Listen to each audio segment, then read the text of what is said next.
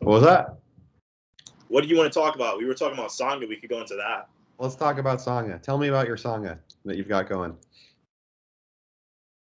Or your thoughts on Sangha as well. I guess it's going to go in the direction that, you know, the Western landscape of sort of the triple gem that exists now, as I've gotten it from Dhammarato, is that we've got like a 0 out of 10 for the Buddha, because there's no Buddhas here. There's like a maybe 2, 3 out of 10 for the Dhamma, because the Dhamma is just really poorly translated into English. And then for the Sangha, you know, with regard to the Westerners, that's another really low number, because I guess you look at outside of the like 300 watts that exist, which, you know, is populated with, I guess, Easterners. You know, in terms of Americans, that's like not a thing. So the Western Sangha is maybe limited to a couple of groups in Seattle practicing what they were able to gather in through poor English translations. So I was talking to Eric, and I was like, and, you know, he came here, and I had been practicing, you know, for quite some time. And just him coming here and starting to practice with Eric being here, and that, you know, you have somebody else who is doing the same thing that you're doing, and, you know, kind of having the same goal, kind of have that guilt by association effect that Dhammarato likes to talk about. And you start practicing even more, and you both start getting really enthusiastic about the Dhamma. You both start to sort of, like I call it a Dhamma den, but that kind of does make sense. I mean, think about like a drug den. What happens in a drug den? Everybody, it's like a consistent descent into degeneracy, right? And so Sure. This has kind of been a bubbling up or a consistent ascent into Dhamma Dudam, or whatever you want to call it, into you know, practice. And it's not only that now we have this Sangha here, but also both of us, you know, are quite aware of what the noble Dhamma is, as we've been taught it by, you know, Dhammarato. And so I told Eric, I said, you know what, in terms of the triple gem, I think this might be, we have one of the few noble triple gems, one of the few triple gems in the West, from a Western perspective, that we've got the noble Dhamma, you know, and we've got our Buddha, you know, and that we're communicating with Dhammarato and things like that. And so we've got two guys practicing the noble Dhamma here with this thing happening. And not only that, and then now we say, okay, we've got this triple gem in concept, but all of a sudden the practice itself and the enthusiasm and the attitude and the all of the fruits of the practice start becoming really, really apparent, just by having a Dham dude come live on my couch. I mean, what an incredible outcome that is. So that's my Sangha. That's why it kind of started to inspire me to appreciate Dhammarato's aspiration, I guess, or interest in the Open Sangha collective or foundation. I can't remember which one they're wanting to call it now, but you know, so basically to be able to bring that to you know, bring that to other people, and sort of grow it and have, you know, more people involved. So yeah. Cool. So the goal is to start a commune in Oregon. Well, I actually, you know, I think that's been done before many times, and then it kind of turns into more of a, what's the capitalist version of a commune, you know, and people will become, you know, first you start to become like an organizer, and you start to, you know, become like first you were a teacher, then you become an organizer, then you become a landlord, then you become like an owner of, you know, now you're running things. It's like you start taking on these different roles. Whereas, and you know, it's kind of like we have 300 watts in America already. So from that perspective, it's like why rebuild the wheel by doing that? Why go through the trouble of that when there's already all these watts? The infrastructure is already available, and you don't have to take on all the additional hats and let's just say risk all the selfishness that can possibly arise by doing such a thing. Have you seen Wild Wild Country on Netflix? No, You guys should I've watch. heard of it before though, but I haven't seen it. You guys should watch it. We should talk about it for a podcast episode.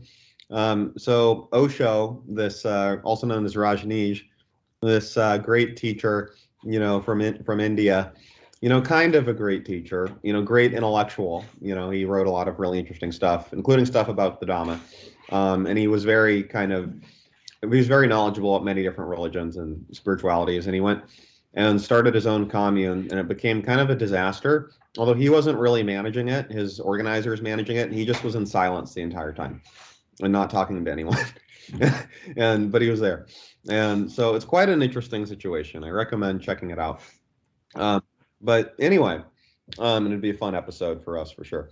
But anyway, one issue with organized communities, spiritual communities, or Sangha of any kind is personality, conflict, right? Which can happen in any situation, including a wat, which Eric can testify to. Like it's not, all sunshine and rainbows with the watts either. Although sometimes it's amazing and sometimes it's not. Sometimes there's both. It's amazing sometimes and sometimes not. Sometimes you're nuts, sometimes you're not. Dhammarato would say, right? But you're gonna have all types of mixes of people in that wat, right? You are, but a couple of things. One is, one thing that keeps the watts going and keeps them from just degenerating is they have, they have the Dhamma, right? They have the scriptures and the rules and that kind of a thing. Well, that can lead to the attachment to the rules and the rituals, because it's grounded in this very ancient thing with all of these traditions for thousands of years. That kind of keeps it going. And that, I think, is the difference between, say, a church, right? And churches tend to continue on and on for a long time versus kind of a commune sort of situation. Those tend to just fall apart, right? So why do churches not fall apart? And whereas communes do fall apart? That's an interesting question. I think it has to do with the longevity of the tradition, the things the tradition created to perpetuate itself, right? But one thing I like about what you guys are doing is it's just two people, right? Like if you have a small amount of people, the chances of there being some conflict or alienation or that kind of thing go down. So I almost like the idea of like micro-sanghas, because you guys have a micro-sangha. It's like a little one of two people. And I think that is going to be, generally speaking, more harmonious, especially because you're both practicing the Noble Dhamma, than a large one with many different opportunities for dissonance. So, yeah, I think the micro-sangha is kind of... Yeah, I mean, well, I think it's all about seclusion. So how secluded can you get secluded in the wat with a bunch of ordinary Buddhists in there who don't actually know the Noble Dhamma anyways? Can you do that? Dhammarato did that for quite some time, maybe, I would say, and Eric has done that at the wat too. So that's maybe one of the things to think about. But yeah, I mean, all you really do need is that one, like Bhikkhu Buddhadasa talks about, Kalyāṇa-mittatā, right? All you really do need is that, and that's probably good enough. So I agree with you that the small settings good, but also at the same time, I think what you're referencing is kind of solved with the idea of seclusion, that you can be amongst a bunch of people that perhaps are more about bowing and scraping on a daily basis, and you and I both know that has nothing to do with the Dhamma, with the Noble Dhamma. So you can kind of make a decision on how secluded or unsecluded you want to remain from that type of thing while you're at the wat, and then still take advantage of room and board, food, all those other things that you kind of is kind of the purpose of the wat, of the purpose of the open sangha is not only to get you in touch with the other potential nobles, but also a kind of a lifestyle change opportunity where you're able to, if all you want to do is be satisfied, go ahead and practice being satisfied. You could go ahead and have the chance to do that. So yeah, I think like Bhikkhu Buddhadasa had a lot to do with Swan Moke being a good environment, right? Because one thing Dhammarato said once that was quite cool is at Swan Moke, everyone kind of had their own thing going on. Like there was one guy that had memorized the entire Pali Canon and could chant like any sutta anytime he wanted in the Pali. There was another guy, I've been there, right? There was another guy that was great at talking about the Dhamma in Europe, because he's European, right? He had a whole interesting, British European perspective. Dhammarato's his perspective.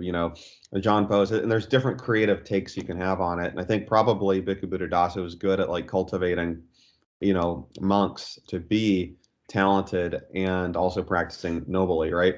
But I think and Eric and I actually talked about this when we hung out last night.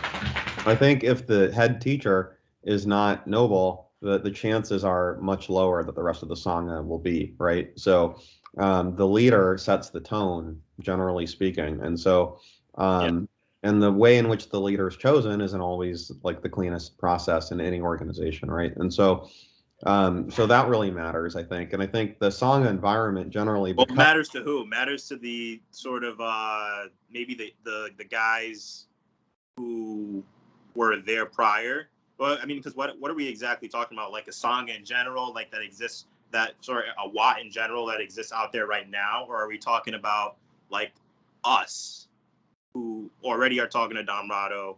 Or are you talking about new guys that come in that never make any contact with Dhammarato and just happen to go into a wat, and you don't know whether or not the leader or whatever, the abbot, is a noble? So yeah, I agree with you in that case. If the abbot's not hip to the real teaching of the Buddha, then and you just have some random guy come in, doesn't know anything about Buddhism, yeah, he's kind of fucked.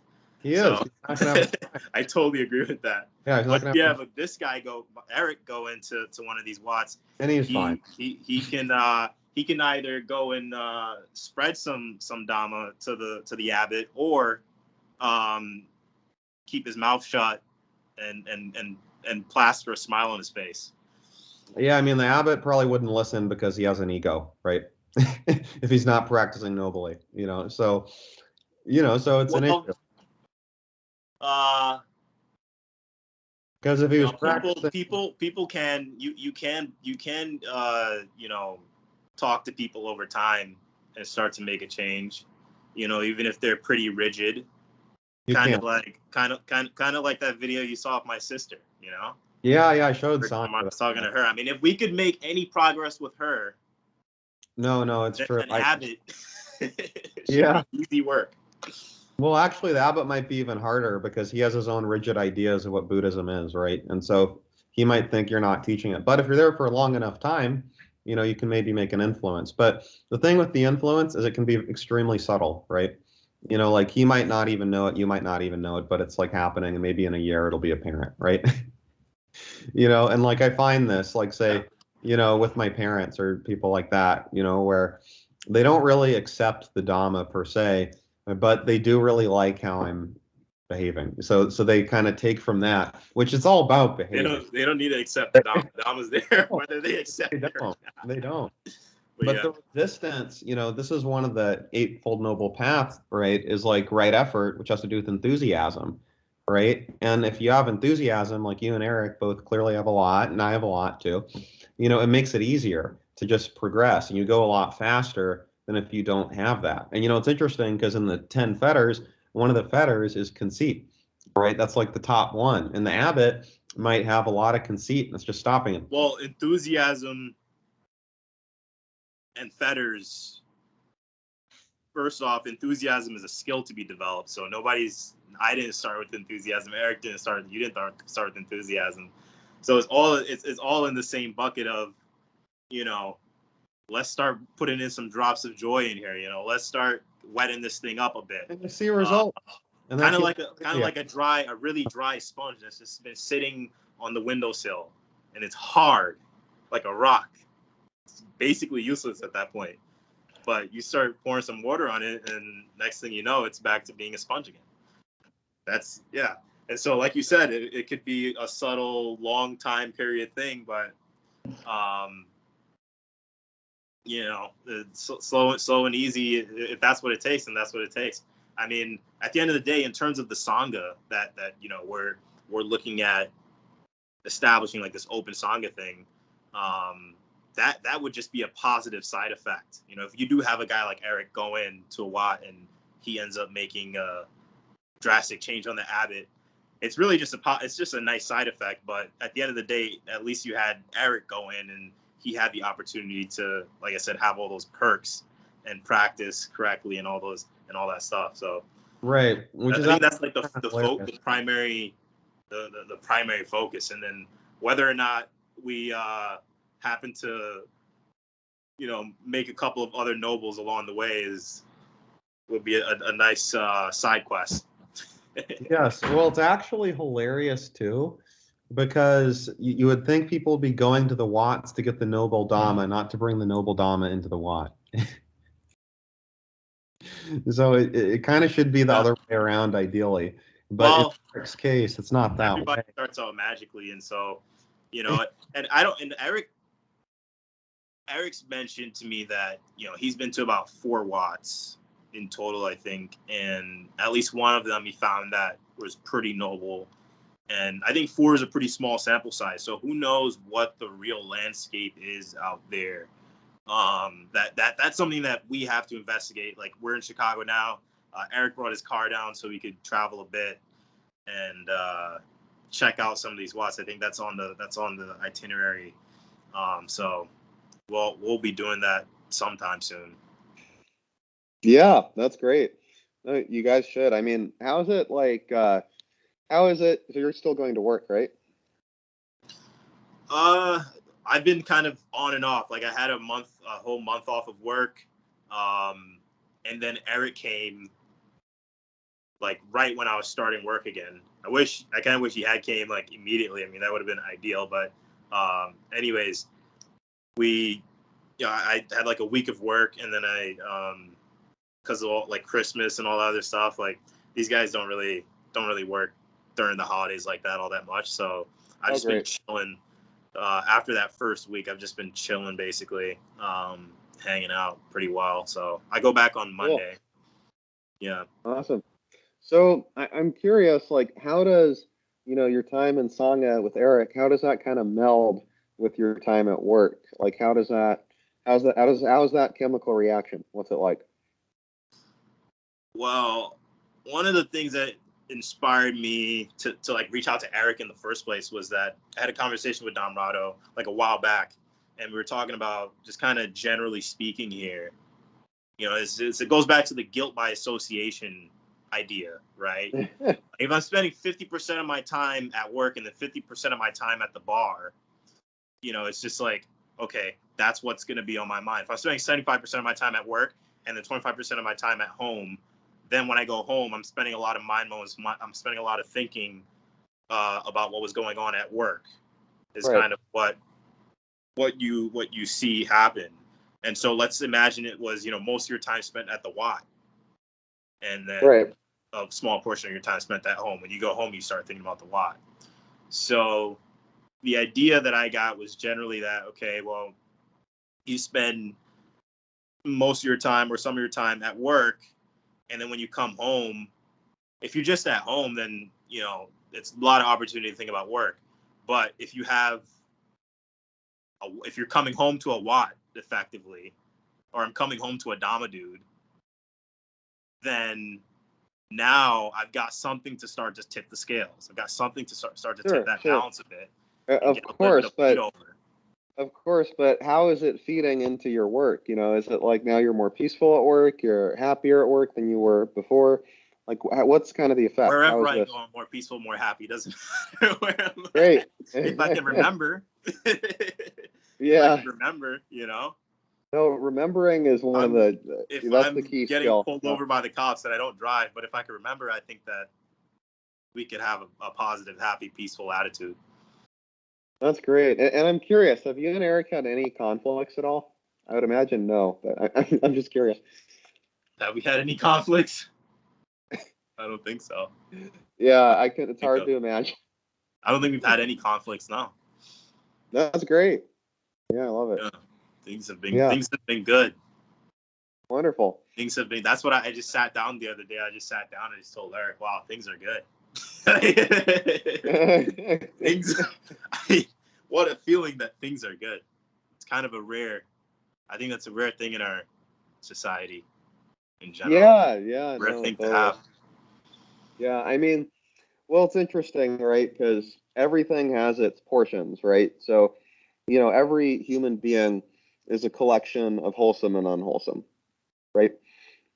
So there's always good times that can be found, with anyone, right? And with some, there's going to be more than with others, or the good times are going to be more intense. As Dhammarato says, we're the sum total of all the lies and ill will and gossip that we've ever experienced in our lives. That's the whole of who we are. That's our personality. Well, that's who we are.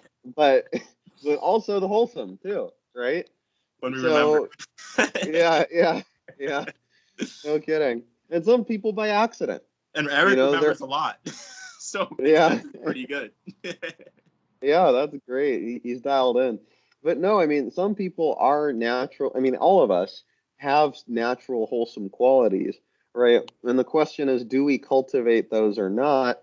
And remembering allows us to cultivate those qualities. Whereas before, you don't even know how to cultivate them. You just are friendly sometimes. You are warm. You are funny sometimes, but you're not cultivating it. You go from being just a bunch of weeds with some flowers in them to like a nice garden,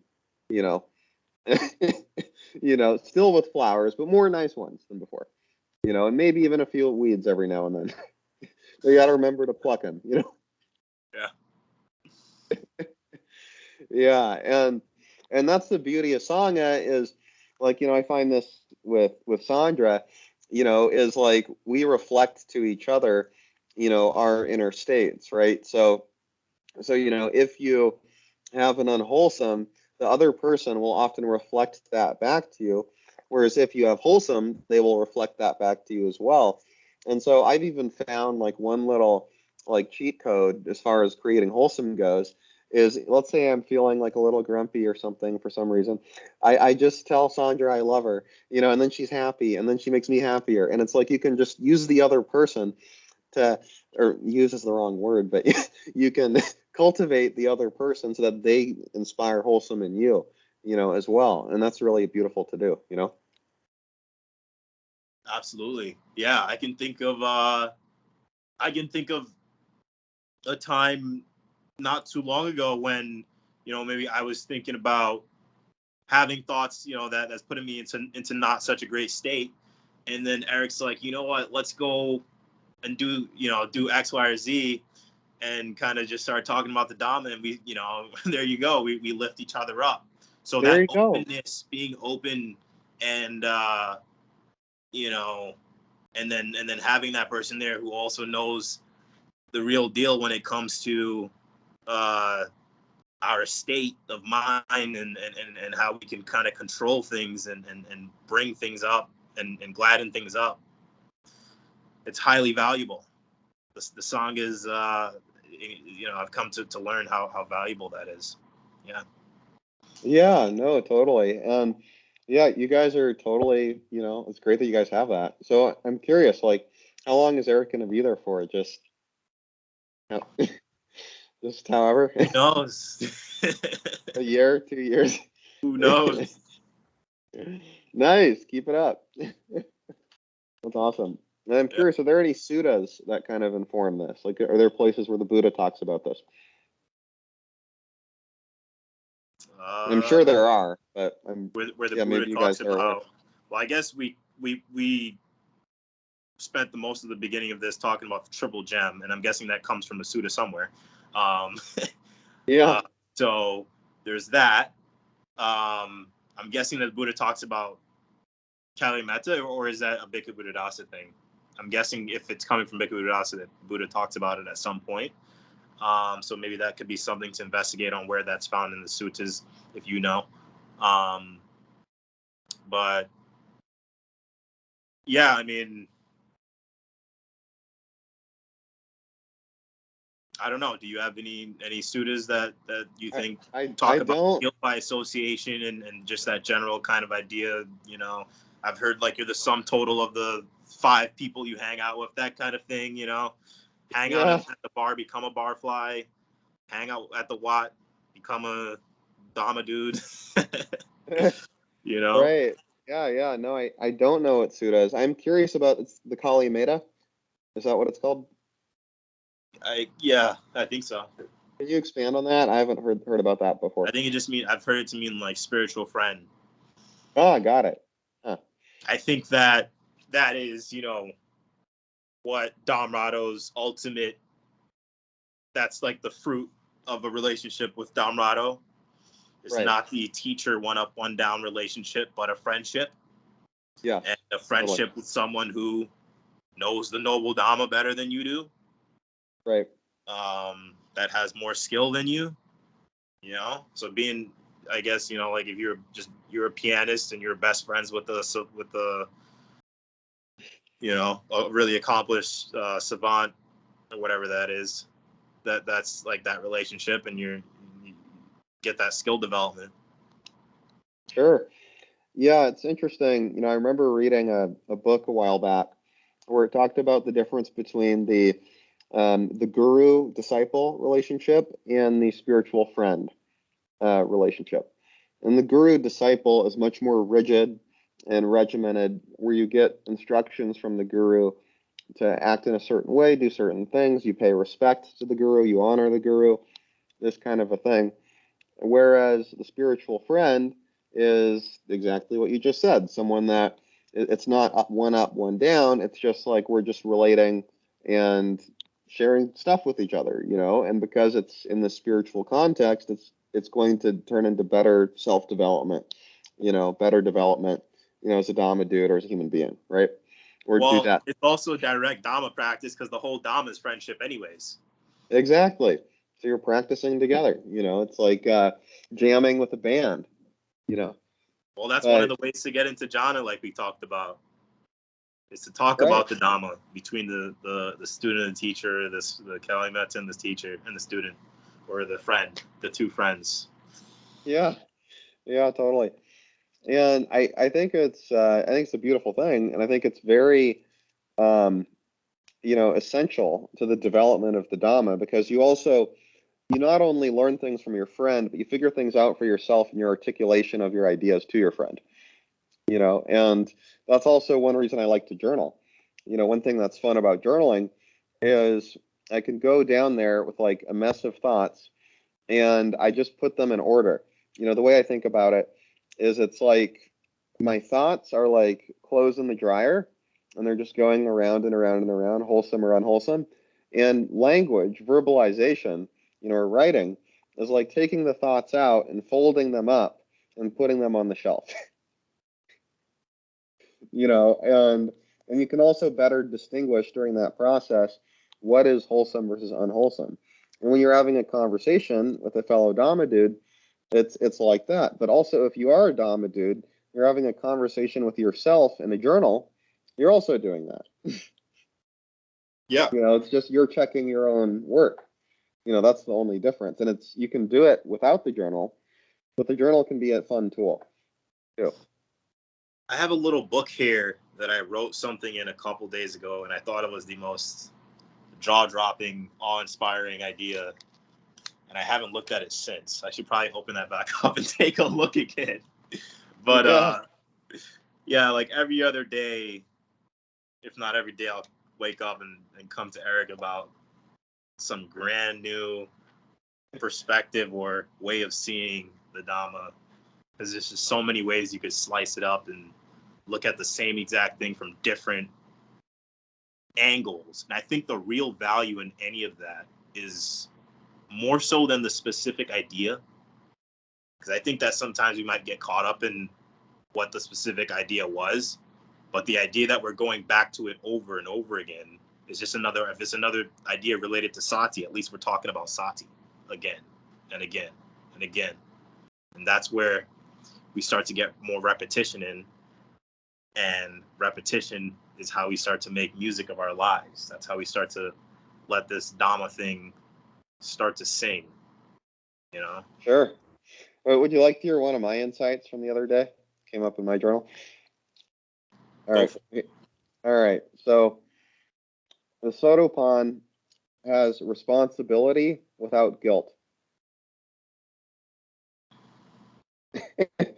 So Dhammarato says the sotāpan has come to understand that no matter what, they can always clean their mind out, right? That's what it means to be sotāpan. No matter what, you don't need anything. He has responsibility with enthusiasm. How about that? Yes, with enthusiasm and without guilt, because in the West, guilt's unwholesome. It is unwholesome, very unwholesome. Sotāpans don't dwell in unwholesome very often. No, and in the West, we have this whole idea that with responsibility comes guilt, and so if you're like a priest, or something along those lines, you must have like some amount of guilt if you do anything wrong or any of your responsibilities ever don't go your way, and so you have this aspiration of perfection, and that underneath that expectation is a lot of guilt for not being able to do it. And so I was talking with Dhammarato about this the other night, and he said, yeah, like they call it stream entry. He calls it stream floating. You're just floating along peacefully, because you don't have any guilt dragging you down if you don't practice correctly. And you see this so often with new practitioners where they'll say, oh, I didn't meditate right. I did it wrong, or I forgot to meditate. I'm such a bad person because I didn't meditate right, and that's totally the wrong attitude, and that's very Christian too. It's very Western. Yeah, you know what this reminds me of? What? The Bhikkhu Buddhadasa has this really interesting choice of words to describe this, what I think your sentence was, or to adjacently at least, which is duty to the Dhamma. When you think about it, like duty to something, it kind of sounds like, say like chores. It kind of sounds like a thing to do, like a job to do, like a work, But when you really do understand the duty to the Dhamma, and then you start to see success and gain confidence, enthusiasm with regard to the Dhamma, then the duty to the Dhamma becomes the greatest thing. It's what you wake up. It's what you wake up to. It's what you wake up to do. You can't wait to wake up. The whole point is waking up and just loving it and just being amazing. It basically becomes, this great energy, this great enthusiasm. That's where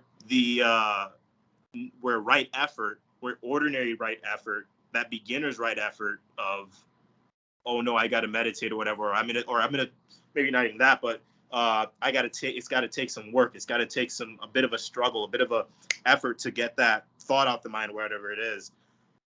And then that switches over into, oh hell yeah, like I can do this. This is easy. Boom, like I've got this energy, this inertia, this momentum build up, this confidence, this shraddha that builds up, and now this responsibility is no longer with guilt. It's no longer, oh, I should be meditating, or I'm a bad person if I don't meditate, or I missed the meditation session today or something like that. Now it's like, I can do this. I'm going to do this. Who's going to stop me? I'm freaking amazing at it. Look how great I feel. Like the whole attitude changes. It's turned on its head effectively. So, right. Yeah, that's awesome. I love it. That's exactly your insight was so spot on. That's the sotāpan who knows that he can clean his mind out. No matter what. He's not feeling bad, even if he misses a day. And that's the other one of the fetters is purity, right? Which is everything has to be pure all the time. That's one of the fetters, I believe, attachment to purity. And you have to let that go too. And so it's very ironic then, because part of being a perfect Dhamma dude is knowing what does that mean, by the way? Purity, like everything is perfect all the time. Okay. So everything needs to be perfect all the time. But that has to go. That's one of the obstacles, is that notion. So the very ironic thing then becomes, is it just perfect, or is it even like, is it directly related to perfection, like that word, or is it generally like I have to like it all the time? I think those are related, right? So purity means, I think Well, it doesn't have to perfection be is like it. having a standard that you can't hit. Right, and purity is more like that. It's kind of like if you looked at, like, there's a meme I saw once that said, a perfectly pure pond will have no fish in it. There's not going to be any fish in a perfectly pure pond. In a pure pond, there will be no fish. Pure water will have no fish, right? And so things that are pure, there's not really nothing that's pure, right? But people get attached to the notion of purity, where it's like, okay, if I'm not a perfect Dhamma dude 100% of the time, then I'm not good enough. I'm not the best enough. It's funny. I wrote Sandra a poem today, and one of my lines, and Sandra was raised Catholic, so sometimes I bring God into it. And I said, if God didn't want to create a perfect world, why should we want to be perfect at all? Right? And if you take the God part out, it's the same. It's a great message, which is like, if the world isn't quote unquote perfect, why should we care about perfection? Yeah. If Dhamma or nature isn't completely perfect, why should we expect complete perfection? What we need is just good enough. Well, you know good what? enough is, yeah. I started to realize something. And I think that this is where, again, since this is related to sotāpan, I could kind of see where this is going. That the sotāpan doesn't really spend more than a certain amount of mind moments. A certain, maybe, one of the magical ways they put it, I guess, could be like the sotāpan will say maybe 10 or 7 bad words in an argument, or he'll say, have seven unwholesome thoughts before he wakes up. And so the whole getting over the purity thing, I would say, probably has to do with the skill that the sotāpan has to come into the point of seeing that, oh, here is anger, here is tension, here's a bit of desire, and that's okay too. Right. And once he says that's okay too, he's already started making the first steps towards his escape, because that's okay too has already changed the mind from anger, from fear, from tension to sabai, to ease, to everything's okay, no worries. And so he doesn't spend that many mind moments in the other stuff, because that becomes okay too, and then this is okay too, and that's also okay, and things are becoming really okay and nice right now, and I feel nice and safe. I feel good. Wow, that feels really good right now. Wow, that feels really nice right now. Yeah. Sotāpaning. Yeah. Yeah, totally. Well, then here's one of the great ironies. Oh, Rocky. Nope. So then here's they got a tennis ball they're playing over. And so I'm trying to keep it all wholesome with these guys here. but there's one of the great ironies then, which is that part of being the perfect sotāpan is realizing that there is no such thing as a perfect sotāpan. So you can't be the perfect sotāpan until you accept that there is no perfection. So it's a paradox, but it totally doesn't have to be one. It's only a paradox if you think about it too much. If you just think about it the right amount, it's actually not a paradox. But if you start questioning the logic of this, it's not like Well, if you just practice correctly, problem. I think it solves itself.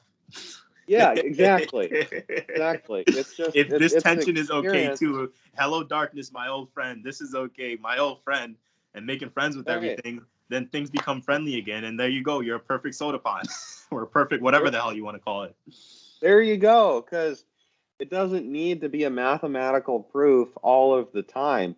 It can be that way a lot of the time, which is part of the appeal, to be honest, is how logical it all is.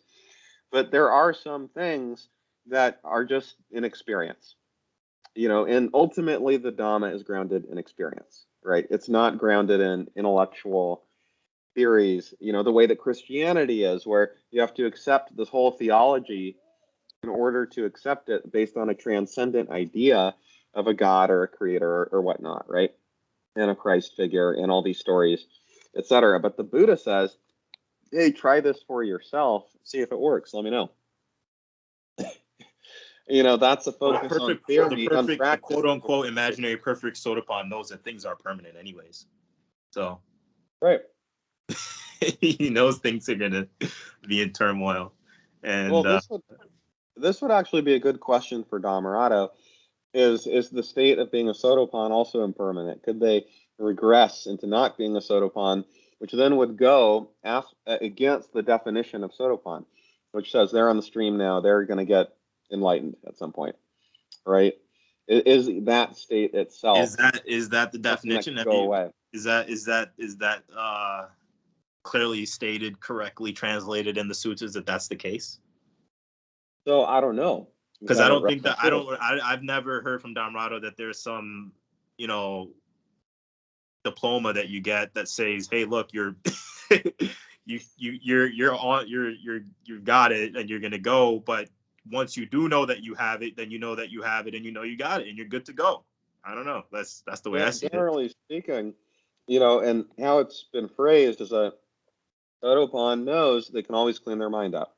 It's kind of like always, like if you look at the way it's phrased, he knows that no matter what, he can clean his mind out. Yeah. Right. So once you hit sotāpan, is it possible to forget that you can clean your mind out? Yeah, sure. If you have dementia, or Alzheimer's, or you hit your head, those are obvious ways.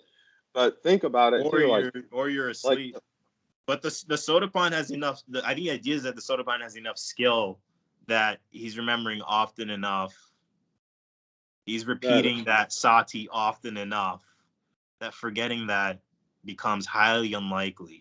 That it's kind of like asking, can a skilled musician screw up a piece? I feel like that's almost what you're saying, basically. Is it possible for him to make a mistake? In a sense, but does it really matter? Does it really matter? He can still walk into any bar and swoon any girl over the piano. You know what I mean? He still has that skill. Right. So the question almost is kind of, but anyways, you can ask Dhammarato that. Well, it would be fun to ask him, because I think the idea is over a certain span of time, they will always clean their mind out, right? And so the way they talk about the different stages, so it's the stream enterer means they only have 7 lifetimes left, right? It just doesn't sound correct. I feel like it makes more sense if you just think about it from a skill perspective. That you have. Well, I think you're right, but I'm also just looking at the language that's been translated. So 7 lives for the stream enterer. Translations are really okay. Allow me to finish, please. Allow me to finish. Thank you. I appreciate it. Then 3 lives for the next level. Then 1 life for I think it's Sakagami, then Anagami. I forget the name. It doesn't matter.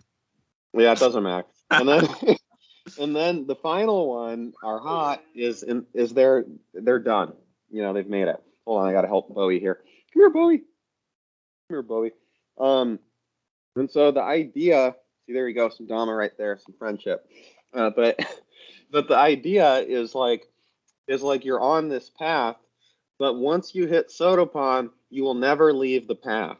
That's the point. It's 7 lives or less. That's the way it's phrased. So that means you're now on that path and you're not going to get off it.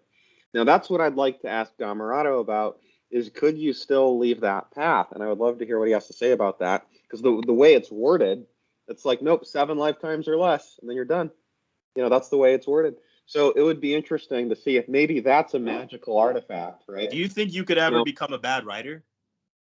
I mean, I feel like no, but I feel like if I had Alzheimer's or dementia, I would. But but I don't think maybe that's the answer to the question, I think. Yeah, there you go. Even if I tried, Well, let's say you just stopped writing for the remainder of your lifetime up until maybe, right before you had dementia. How good are your writing skills at that point? I think they would still be pretty good, because they're really ingrained. It's kind of like seeing an old friend, right? Right. That's what sotāpan, right? That's the skill development that we're talking about. You become your own old friend. Hello, darkness, my old friend. Well, that would be yeah. Yeah, you become your own old friend, right? Where Every time you take a look at yourself, it's good to see you, wholesome, unwholesome, whatever, and maybe that's another way of thinking about sotāpan, is learning how to become an old friend with yourself. That's the whole Dhamma, not just sotāpan. That's the whole right. Dhamma. Right. Yeah, I would like to hear Dhammarato break down the different categories. He's done it with me before. He basically gave me a lot of the analogies and a lot of the things that I'm saying about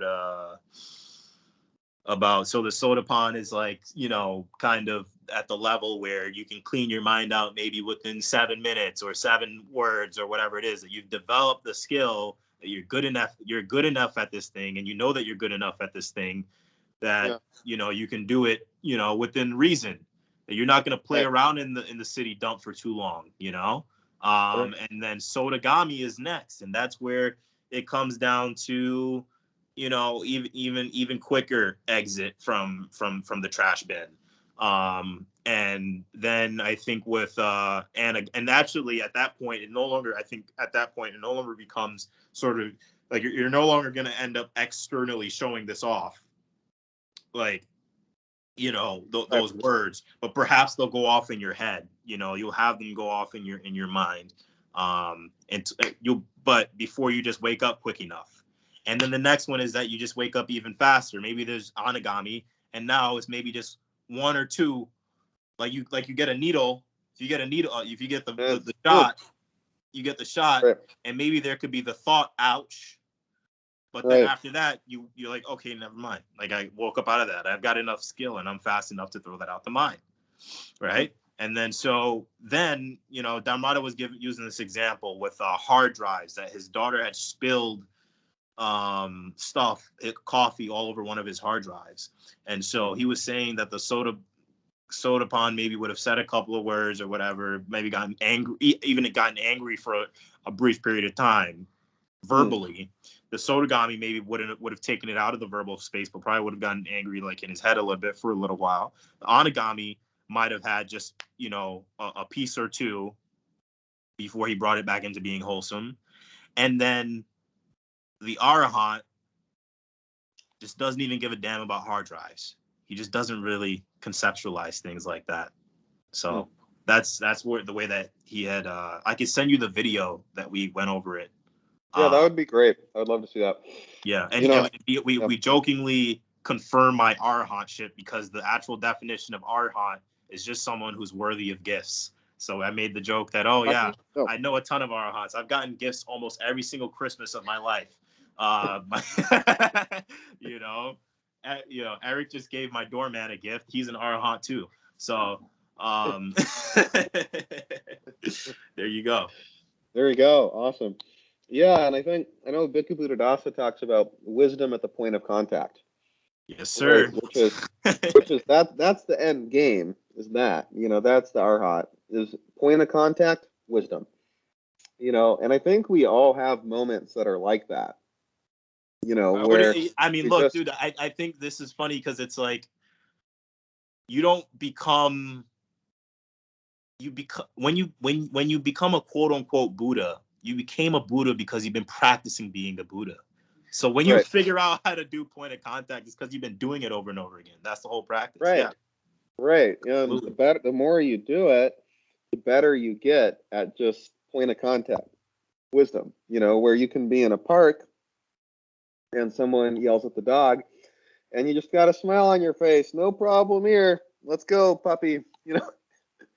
But if you're not at that state, but you can have that moment, but then 10 minutes later, something else happens that you don't quite have the wisdom at the point of contact yet for, like maybe your card is declined and you don't have any other money, then you feel bad. Yeah. And then you made it all the way into one of the hell realms. Even you went all the way down the 12 steps of Paticca Samuppada.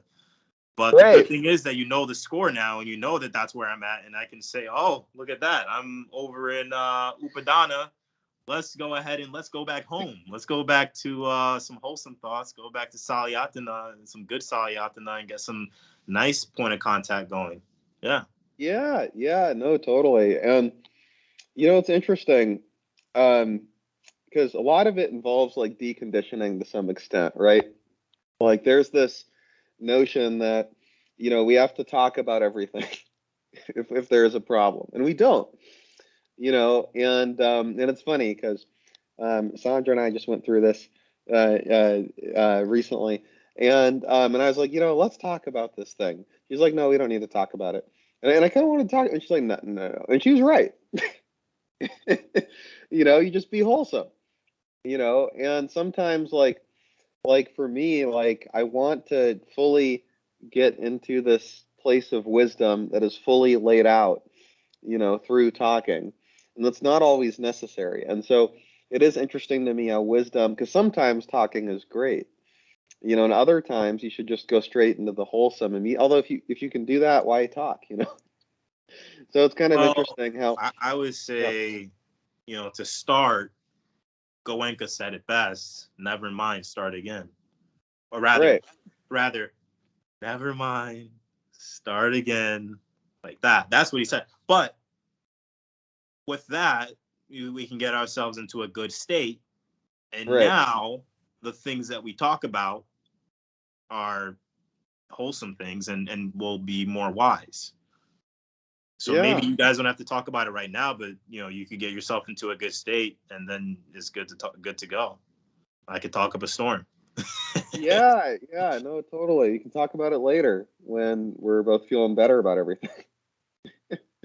And I think it is good to that's the thing I was thinking of, because I was gonna try and tie in when I was saying, because I mentioned knowing the score, that when you know how the mind works, Paticca, and kind of that progression of selfishness, the terrain, the territory. It's not a huge surprise where you can just be lost in it. Dhammarato used the example of and when I say score, I mean quite literally like the musical score, right? Like the notes that are on the sheet. And Dhammarato used the example of going cave diving, or maybe not even cave diving, but cave exploring, just a dry cave, even quite dangerous, right? Especially if you don't have a map. If you do have a map and where things go, then you can feel a lot more confident in that process. Oh, look at this! Yeah. I'm just in the Upadana here. It's just this part of the score. It's just this part of the map. All we got to do is follow the map. Or just go back. Let's go back. Let's go to the beginning. Start again. Yeah, no, totally. And it's very important to keep it. I think part of sotāpan is realizing that the map exists and you have it in your hand. You don't need to go to a teacher. You don't need to go to this or that, read a book, etc. You have it. And I think this is one of the interesting things that I found with my Dhamma practice, is my desire to read books has gone like this. Good. Yeah. And I used to read a lot. Read books all my life has been like this. This. Yeah.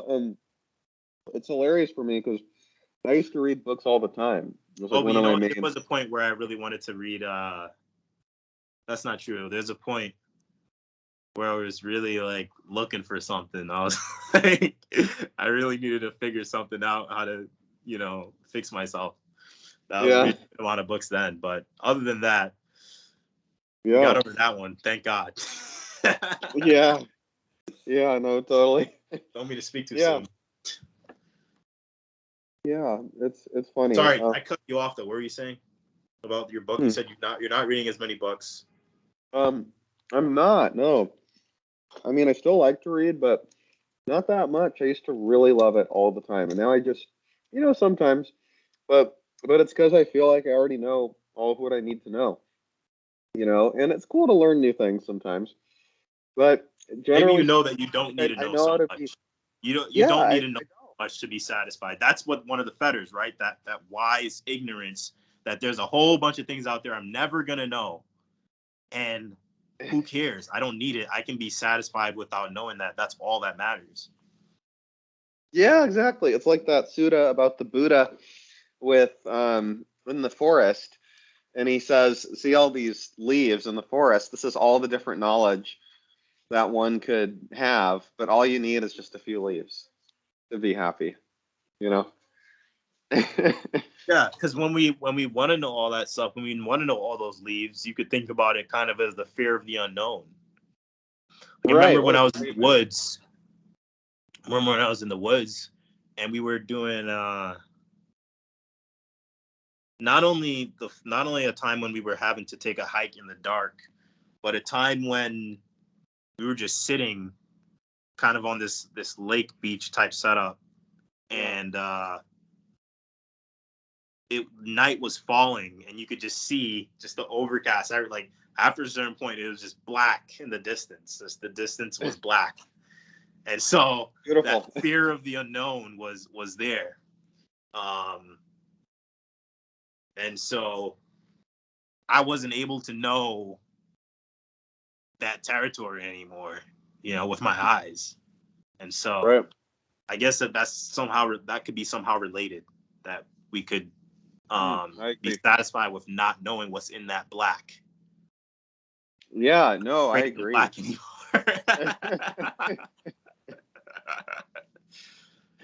Yeah, no, promise.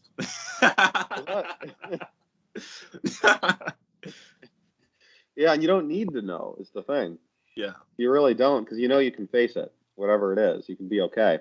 Like in one of Dhammarato's first conversations that I listened to with Guru Viking, Steve James, he said that like he could face his own death and be in a really bad situation, he'd be completely fine.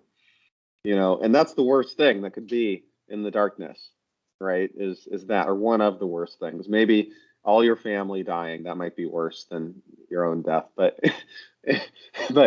and friends and everyone but that's pretty unlikely in Washington State in the forest. So much more likely would be your own, right?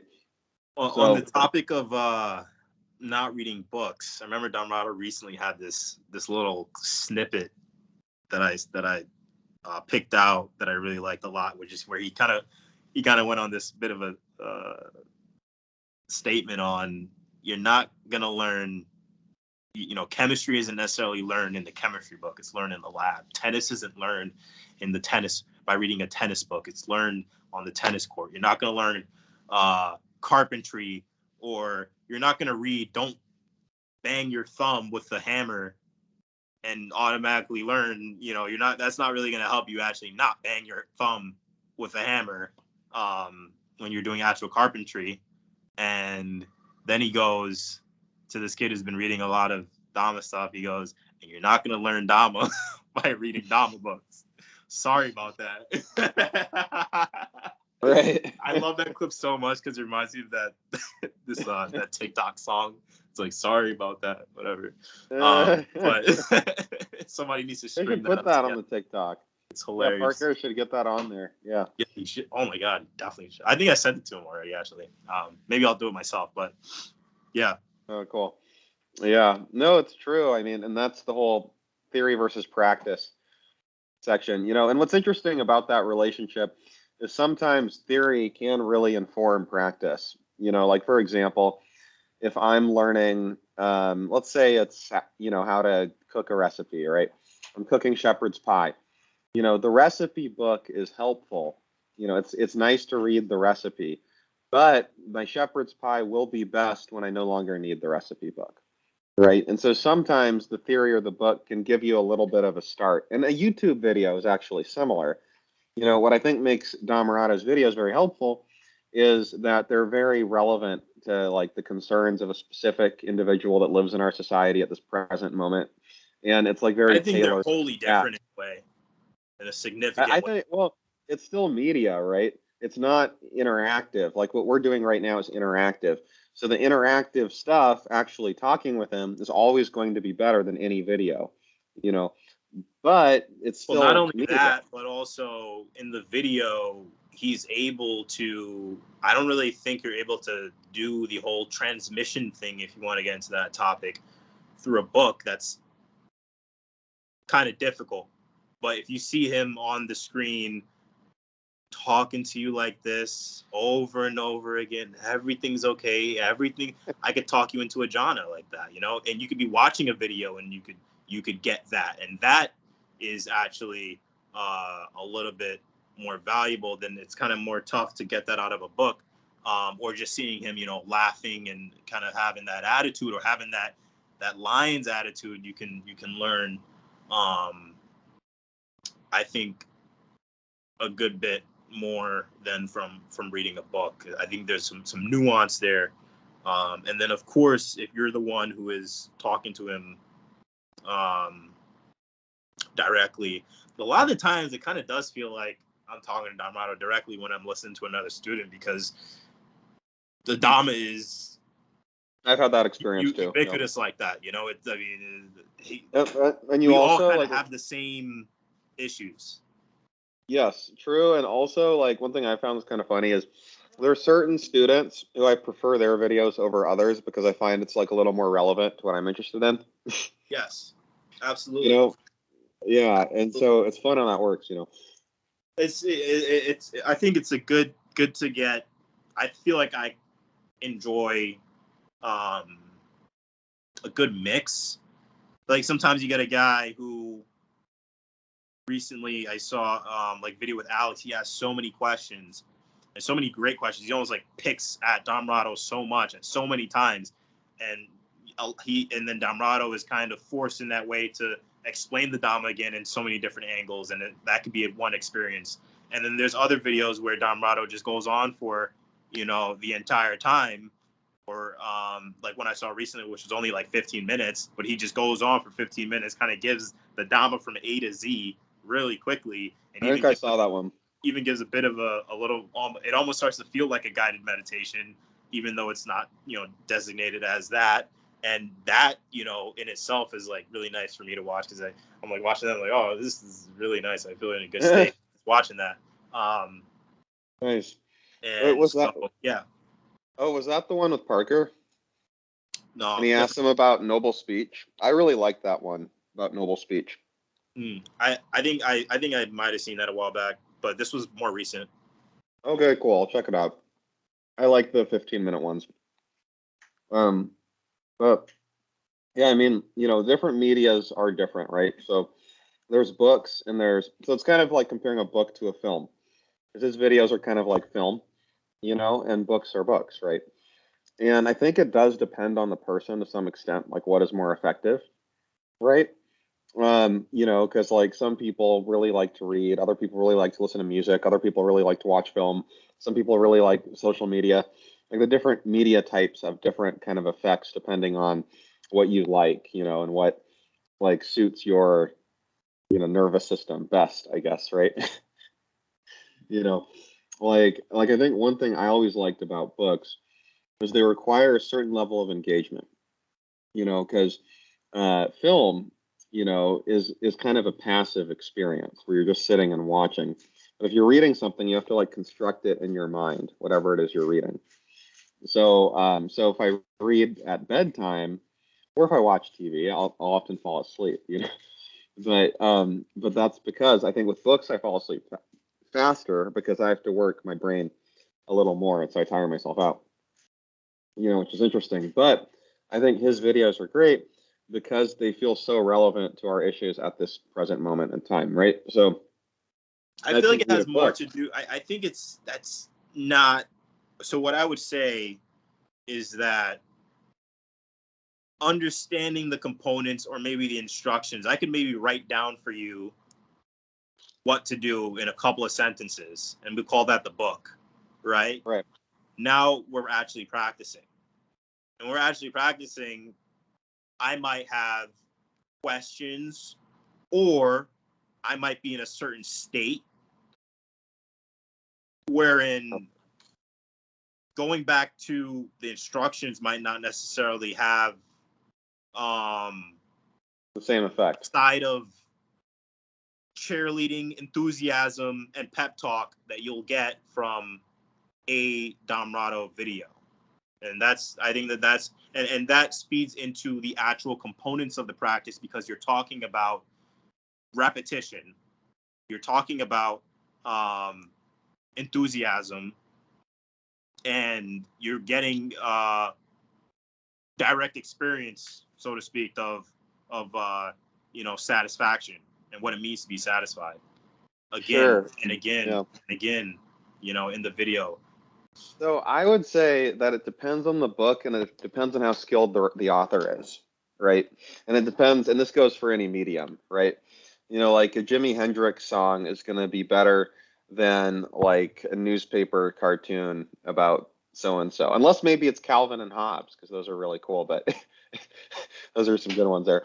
But anyway, so like, for example, one of my favorite writers, this guy Nassim Taleb, he was a former Wall Street trader that became like a professor and philosopher. And one thing he said is that, and he's written a bunch of books, is that every book is just the same idea repeated in an endless number of ways.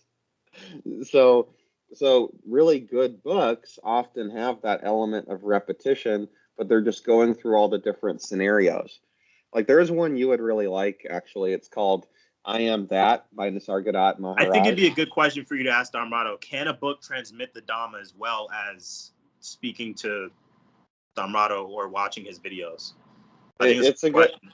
So I think speaking with him, no, because it's the direct relationship. But the video, I would say. Yeah, but in that case, basically, I mean, let's say I had a question for Dhammarato, and it was the same question that another student has, and he asked the same exact question. Like, what's the difference? The difference is you can interject, or you can add additional commentary, additional details, and then it's also part of it's more dynamic. Yeah, it's part of the broader conversation you're having with him. Because you're not just having that one conversation. This is part of all the different conversations. So there's stuff he can make connections to and draw from. And his answer to you will be a little bit different than it is to the other student, and more tailored to you. Like I love to write Sandra poems, right? And, my poems to her are going to be better than just a generic poem I wrote because it's to her, right?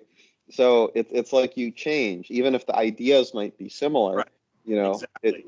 And so I totally agree with that. So I would say that I think, right now, maybe that's subject to change, but obviously everything's subject to change. That you can get an approximation up to the real thing, right? You can get really, or maybe you can't even get to the real thing because the real Dhamma can't even be spoken, right? So it's all on a gradient. It's all on a spectrum. And talking to the teacher, we can talk about friendship. I mean, I guess you could become really good friends with the book. You could sleep with it at night and pet it. I don't know. That kind of thing. So I think there's a gradient there. Yeah, I mean, and I think it really does depend on the person and like how they're oriented, right? Like I'm going to read you a little bit from this book called I Am That, which is a series of dialogues with this great master. And you're going to like it. I'm going to read you just one of the dialogues. So here, this one is called The Living Present. So the master's name is Nisargadatta Maharaj. And so he's just called Maharaj in this. So questioner, as I can see, there is nothing wrong with my body, nor with my real being. Both are not of my making and need not be improved upon. What has gone wrong is the inner body. Call it mind, consciousness, antakarana, whatever the name. Maharaj, what do you consider to be wrong with your mind? Questioner, it is restless, greedy of the pleasant and afraid of the unpleasant. Maharaj, what is wrong with it seeking the pleasant and shirking the unpleasant? Between the banks of pain and pleasure, the river of life flows.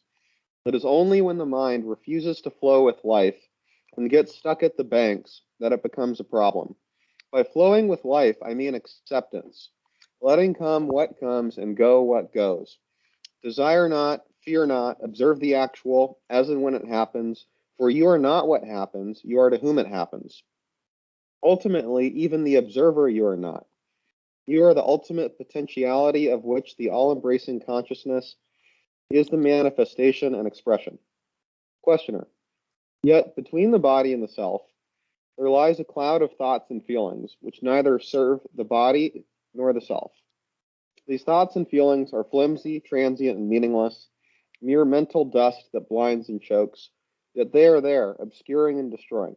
Maharaj, surely the memory of an event cannot pass for the event itself, nor can the anticipation. There is something exceptional, unique about the present event, which the previous or the coming do not have. There is a livingness about it, an actuality, stands out as if illuminated. There is the stamp of reality on the actual, which the past and the future do not have. Questioner, what gives the present that stamp of reality? Maharaj, there is nothing peculiar in the present event to make it different from the past and future. For a moment, the past was actual, and the future will become so. What makes the present so different? Obviously, my presence. I am real, for I am always now, in the present, and what is with me now shares in my reality. The past is in memory, the future in imagination. There is nothing in the present event itself that makes it stand out as real. It may be some simple periodical occurrence like the striking of the clock. In spite of our knowing that the successive strokes are identical, the present stroke is quite different from the previous one and the next, as remembered or expected. A thing focused in the now is with me, for I am ever present. Are we But reading in the my whole own book today, reality, Robert? yeah, sure. So that I'm separate from the present event. Okay, I think I've made my point. This kind of goes on. This goes on another page, though, if you want to hear Very it. nice. I like your book, Eric. Okay. Robert. Okay. All right. I'm almost done. I'm almost done here. Okay. So, questioner.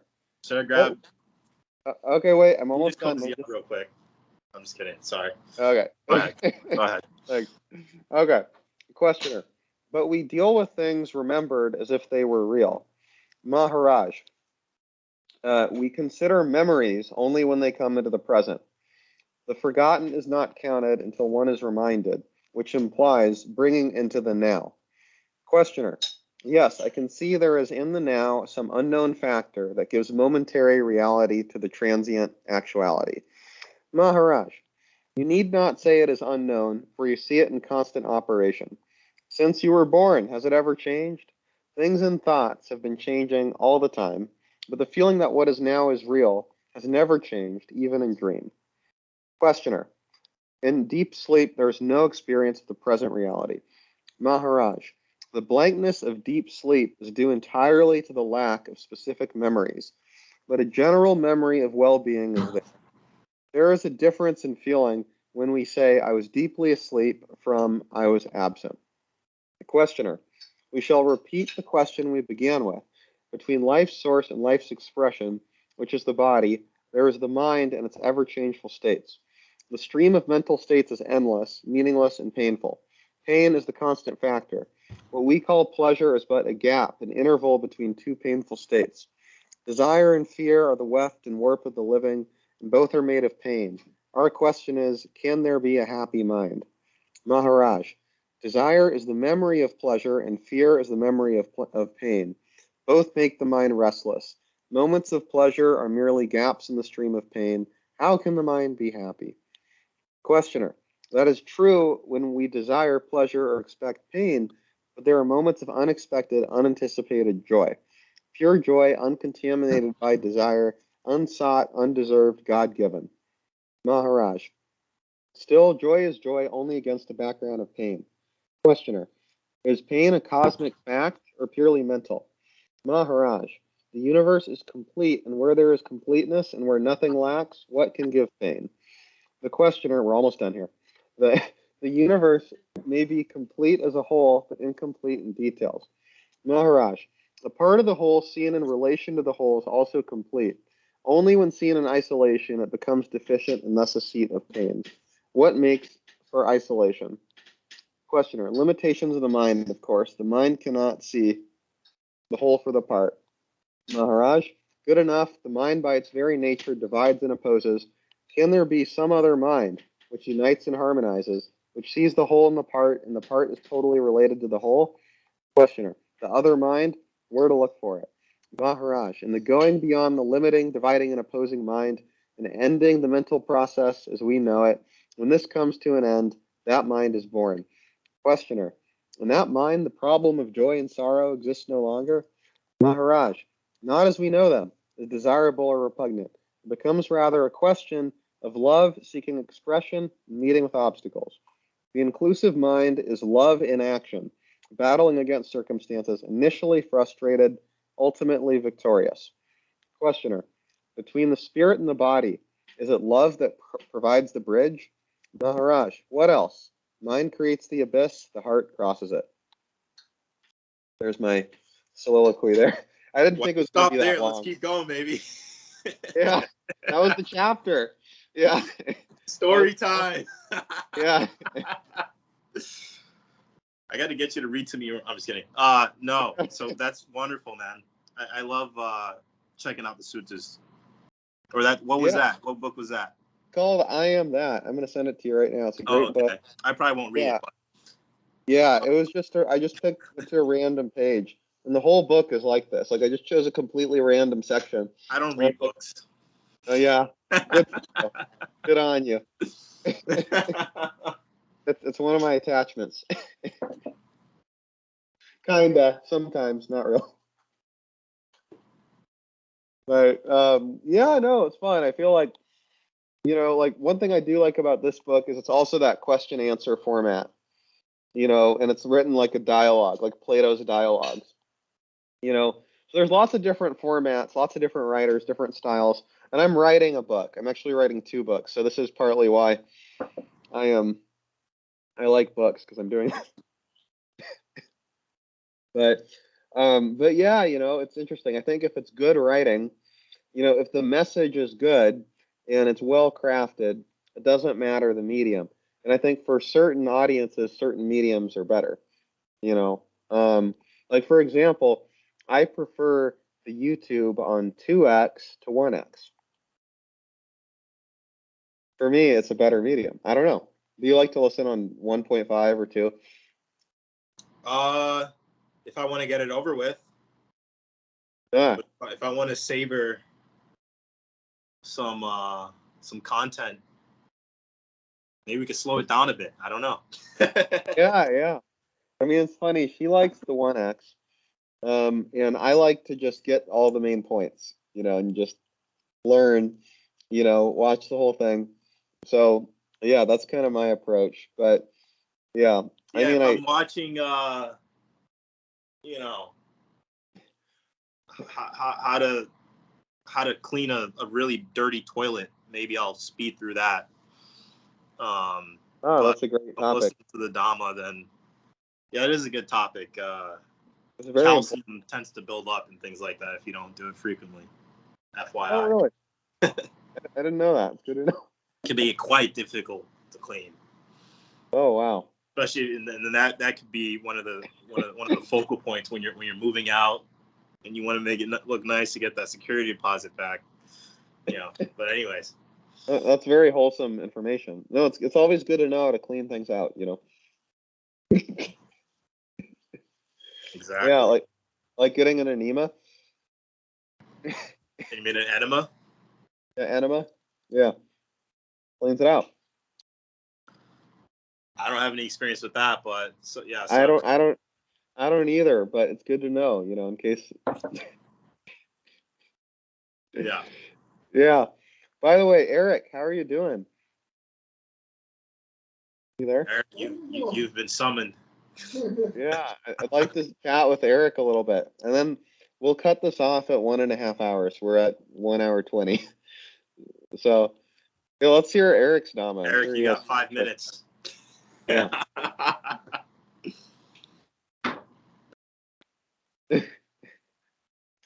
Eric, the floor is yours. How's it going? Good. It's so good to see you in sunny Seattle, Washington. Yeah, it's nice here. I mean, it's snowy and cold, but it's nice. Eric sits like this all the time. Is it snowy? Nice, like a true monk. It's a real Dhamma dude right there. Yeah, there you go. Yeah, no, it's snowy, but it's not snowing. Yeah, so there's snow everywhere, but it's not snowing. I can show you out the window, maybe. Let me try. Yeah, are you in? You're in Seattle. Yeah, South Lake Union. Hey. We're going out to the island next week So, yeah, we're pretty excited to go out there with the pups. The pups are gonna love it. You know. That sounds like a whole lot of fun. Yeah. Nice Buddha Yeah. Rupa back there. Yeah, I know. I got this. I think I got it in New York. I really like it. So I have this, and I have some mala beads, and a picture of the Dalai Lama. They're at my mom's house. The mala beads and the Dalai Lama, and this is here, and he's smiling. He's got a big, joyful smile on his face. That's why I have it. It just makes you smile when you see it, you know. How do I flip the camera? I'm trying to flip the camera. Oh, are you guys there? Yeah. Oh, Oh, nice. wait, no. Can you see me? All right. Yeah, I can What's see happening? Now you can see me, but we screwed it up. There we go. There you go. Oh, nice. That's awesome. That's the Love it. that's the Buddha Rupa there for us. Very cool. That's awesome. How grand. We should get one of those. Little tapestry. Hey, let me show Sandra. Can you show us it again, please? Yeah. Oh. Sandra, how'd you like to get one of these? All right, great. We're gonna do it. There you go. Yeah. Cool. So, yeah, Eric, you have any Dhamma to share with us? Like any reflections on our conversation? There you go. There we go. You're welcome.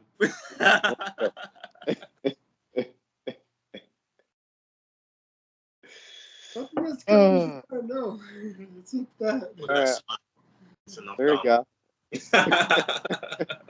That's it, right there. That's all you need. This was a great success, Robert. I think this could be episode 1. I think so. Yeah. So we'll turn it into a podcast, and we could also put it in the Dhamma Dudes YouTube channel. I think that would be cool. Yeah. Let's share it in the Skype too here with all the Sangha. Yeah, let's do it. Already on Skype. What was that? It's already. We're gonna get the video right immediately. So. Yeah, we'll just share it to the Sangha and the Sangha US too. And we got that coming up. Oh wow, it's gonna be a back-to-back. Let's go. Yeah, let's do it. Marathon. Woo! We're supposed to go out with some of my friends in like an hour. So, oh wow, that feels really soon, doesn't it? Yeah. So are we gonna try and make the 6 p.m.?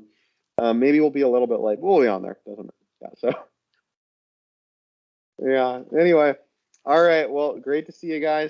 Cheers. This was awesome. So good to see you. See you both. Bye-bye. Yeah, we'll talk again. Robert. Soon. Yeah. Enjoy the holiday of your day, man. Peace. Thank you. You too. Happy New Year, guys. Cheers. Happy New Year.